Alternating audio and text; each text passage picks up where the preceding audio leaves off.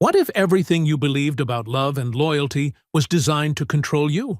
What if monogamy, the idea that you should only love one person forever, was never about love in the first place? In this episode of The Diary of a CEO, Stephen Bartlett sits down with evolutionary anthropologist Dr. Anna Machin to uncover the truth about love, cheating, fatherhood, and the complex ways our brains and society shape who we love and how we live. Dr. Machin has spent over 20 years decoding what love really is and why our relationships are far more influenced by biology and history than we think. In this summary, you'll discover 10 deeply surprising takeaways that will change how you see relationships, attraction, parenting, and even yourself. Let's begin with the one truth that no one wants to admit. Takeaway 1. Monogamy was never about love. Most people think monogamy is a natural part of love, something romantic or moral. But Dr. Anna Machin says that monogamy is mostly a social rule, not a biological truth.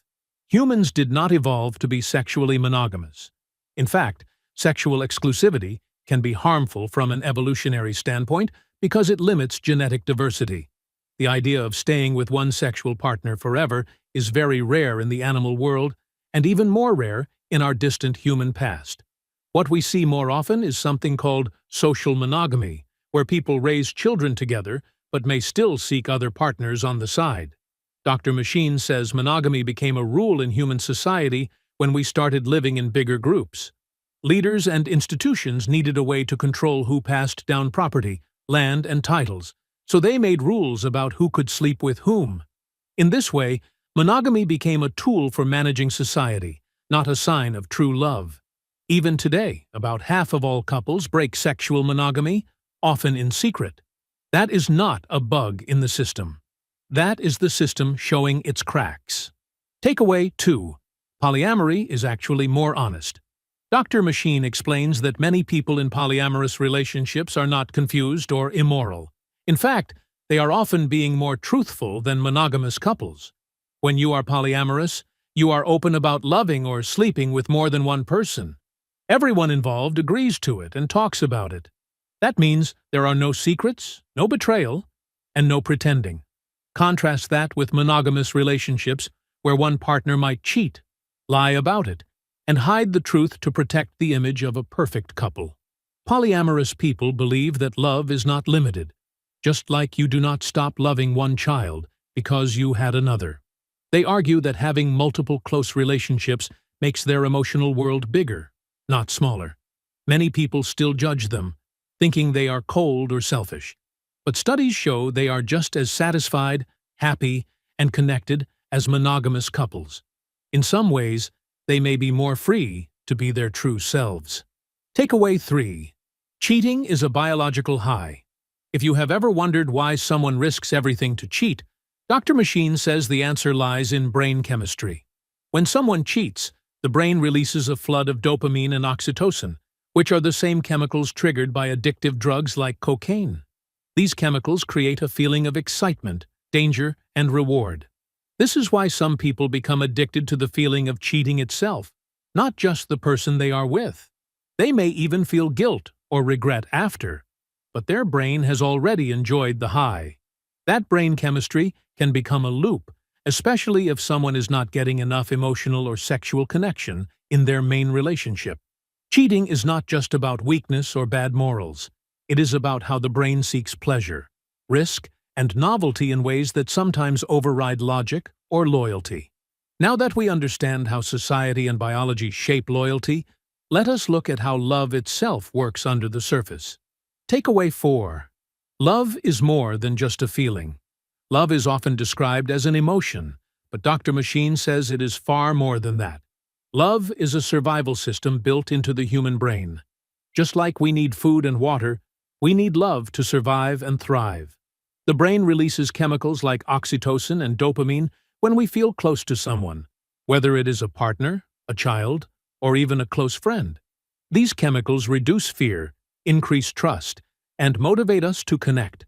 Love also helps us live longer, stay healthier, and feel more fulfilled. In many ways, love is not just about passion. It is the glue that holds families, communities, and even entire societies together. That is why loneliness can feel so painful. It is not just sadness. It is the brain signaling that something vital is missing. Takeaway 5. Attraction is built into your biology. When you feel drawn to someone, it is not just because they are good-looking. Your brain is doing a silent calculation using all kinds of sensory data. Dr. Machin explains that women can actually smell genetic compatibility through body odor without realizing it. Men focus more on things like waist-to-hip ratio or voice pitch, which are signs of health and fertility.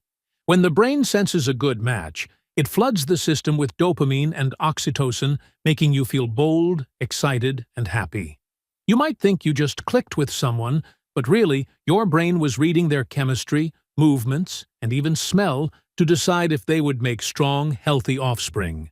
That is attraction at work, and it is deeply unconscious. We're halfway through the video. Thanks for sticking with us. If you're enjoying it, hit the thumbs up and share it in your WhatsApp groups. If you'd like to support us, please tap the thanks button below. It helps us keep making great content. Drop a comment and don't forget to hit subscribe for more. Now let's continue with the video. Takeaway 6. Dating apps confuse your instincts. Dating apps might feel like a great way to meet people, but Dr. Machin warns they are not designed for how your brain works. Our brains evolved to choose partners through face-to-face interaction, where we get subtle information like smell, tone of voice, and body language. Apps take all of that away. Instead, we rely on photos and short bios, which give almost no useful information. This makes it harder for your brain to make good decisions. You might swipe through hundreds of profiles and still feel like none of them are right. Also, because dating apps make dating so easy, we put in less emotional effort. Just like something you get for free often feels less valuable, people start treating dates like disposable products. This leads to disappointment, frustration, and what many now call dating burnout. Takeaway 7. We are becoming more individualistic. In today's world, more people, especially women, are choosing to live alone or focus on personal goals instead of chasing traditional relationships. Dr. Machin points out that women now have more freedom, education, and income than ever before. They no longer need to rely on a husband for security, which used to be the case in many parts of history. Instead, many are choosing to invest in friendships, careers, or hobbies.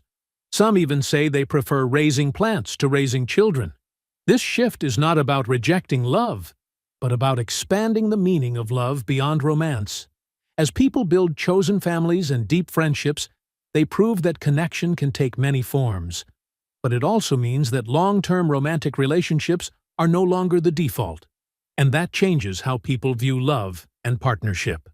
Takeaway 8. Your childhood shaped your love style. The way you were loved as a child plays a huge role in how you love as an adult. Dr. Machin explains that people who grew up with secure, supportive relationships often become confident and trusting partners. But those who experienced neglect, rejection, or inconsistency may become anxious, distant, or clingy in adult relationships.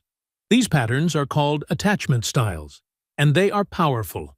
The good news is that they can change. With self-awareness, therapy, and better partners, people can slowly move toward more secure ways of connecting. Also, conditions like ADHD can make love more chaotic because they affect emotional control and impulse management. Knowing your style helps you understand your triggers and build better, more stable relationships. Takeaway 9. Becoming a dad changes your biology. Fatherhood is not just a role. It actually changes a man's body. Dr. Machin reveals that when a man becomes a father, his testosterone levels drop, sometimes by as much as 1/3. This makes him less focused on seeking new partners and more focused on bonding with his child. At the same time, hormones like oxytocin and prolactin increase, which help him become more caring, emotional, and connected. These changes are not just temporary. As long as the man stays involved with his child, his biology stays in this fathering mode. This proves that men are not naturally distant or disinterested in parenting. In fact, evolution has prepared them to play a vital role in their children's lives. Takeaway 10. Dads teach kids how to thrive. Fathers are more than just helpers. They have a unique role in shaping how kids grow up. Dr. Machin says that while mothers usually focus on nurturing and protecting, fathers often challenge and stimulate. This happens through rough and tumble play, where dads chase, wrestle, or toss their kids in the air. It may look like fun, but it teaches critical skills like emotional control, risk management, empathy, and resilience. Studies show that children with active father figures tend to do better in school, manage stress more effectively, and form stronger social bonds. Without a strong father figure, kids are more likely to struggle with mental health, self-esteem, and relationships later in life. If monogamy was created to manage society, not your heart, then maybe love is not about following rules, but about understanding your own biology and emotional needs. Dr. Anna Machin's insights remind us that love is ancient, messy, and beautifully complex. From the chemicals in our brain to the lessons we learn as kids, everything shapes how we love and who we become. Thank you for watching. If you'd like to support this channel, hit the thanks button below. It really helps us keep going. If you enjoyed this summary, please leave a like and share it in your WhatsApp groups. To join discussion about this video, drop a comment below. And for more videos like this, hit the subscribe button below.